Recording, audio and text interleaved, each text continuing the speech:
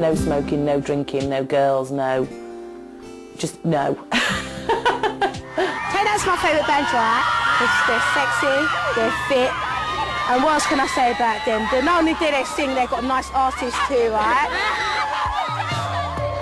It was really kind of, don't be seen with a girl, don't be seen with a girlfriend, and I had to sneak this girl. Luckily I was on the ground floor in a hotel. I had to sneak this girl through the window. I was sharing a room with Mark, and he had this girl in his bed and I had this girl in my bed. And I was shagging this girl in my bed, and he was really pissed off because the girl in his bed wouldn't let him shag her. And then the next minute, you know, next door, Jason's next door, and he's banging on the door, you know, the doors that are separate, they separate each room so that the cleaners can get through quicker. He was banging on the door going, come on, let me in, let me in. Jason, fuck off. Come on, let me in, or please guys, let me in. You know, he thought he was in for something, and he was going, fuck off, Jason. But the sad thing about that was the girls drank all the champagne in the minibar and we had to pay for it. Why the hell people put these clauses in to say, you know, you can't have girlfriends, you can't do this. You're not working with children, for God's sake. And, you know, it's again, I think it's a myth. I honestly don't believe that girls will follow a band whether they've got girlfriends or not. Everybody knows blokes shag. Of course they do. Take that, shagged. They'd have burst, they'd have combusted on stage if they didn't do some shagging, wouldn't they?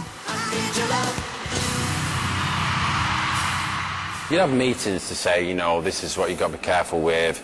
You know, try not to mention this, try not to mention that. Don't, if they ask you about girlfriends, say you haven't got a girlfriend. Do you have a girlfriend? Oh. No! Right from the start, Take That was forced to lie. What about you? No, I haven't got a girlfriend. I used to have a girlfriend just before the band, but yeah. I'm looking for one.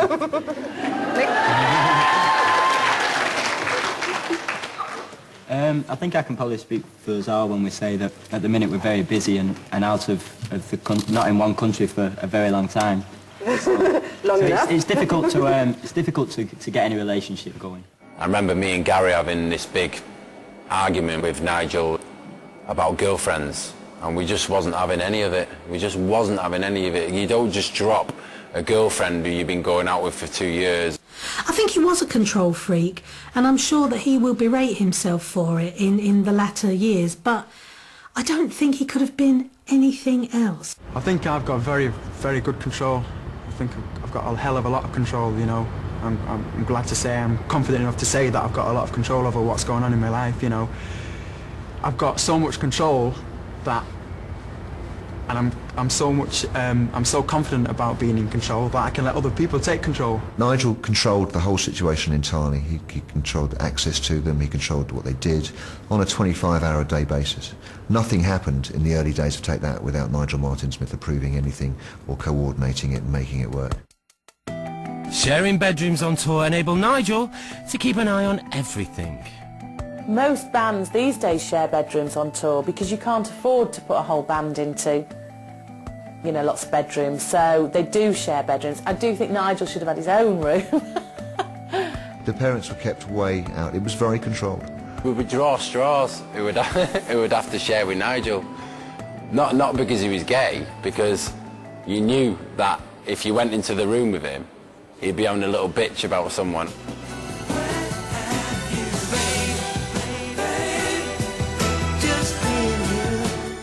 Nigel Martin-Smith obviously thought that we wasn't sleeping with girls in the early days, but he didn't know anything.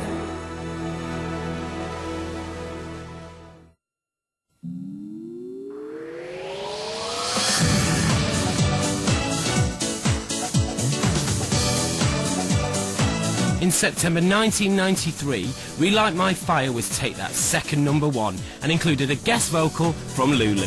God knows what went down was with Lulu.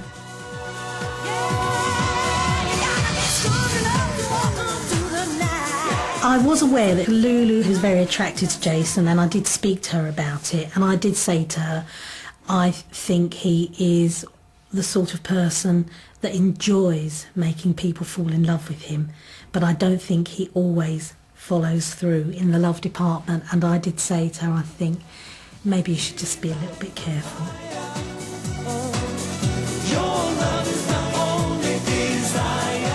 If you read her autobiography, she was talking about him relighting a fire in her that hadn't been relit for quite a while.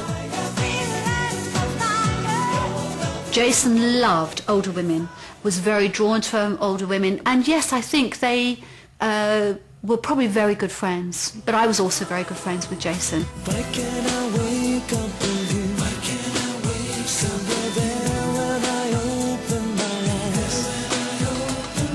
Why can't I wake up with you? Why can't I wake up? Have you ever put your tongue in any of their mouths? Jason's, yeah. Jason Orange, God, fantastic. You got off with Robbie Williams? Yes, I did. You snogged him? Yes, I did. Tongued? Yes, I did. He said he wanted to be with an Irish woman. By now, the rumours of Take That's sexual exploits have become hugely fascinating to the press and the fans. They were, you know, great fodder for the tabloids, and if you were gay, the whole fun of it was to think, no, Mark's gay, or no, Robbie's gay, or is Howard gay, and everyone would argue about who was gay, and everyone knew someone whose friend of a friend had slept with one of them, and everyone was convinced they were all gay, but obviously they weren't. I remember going to various places and people say, oh, is Robbie in? We'll have a laugh tonight, and the evening would be spent Robbie watching and seeing him fall down the stairs and fall asleep on a sofa.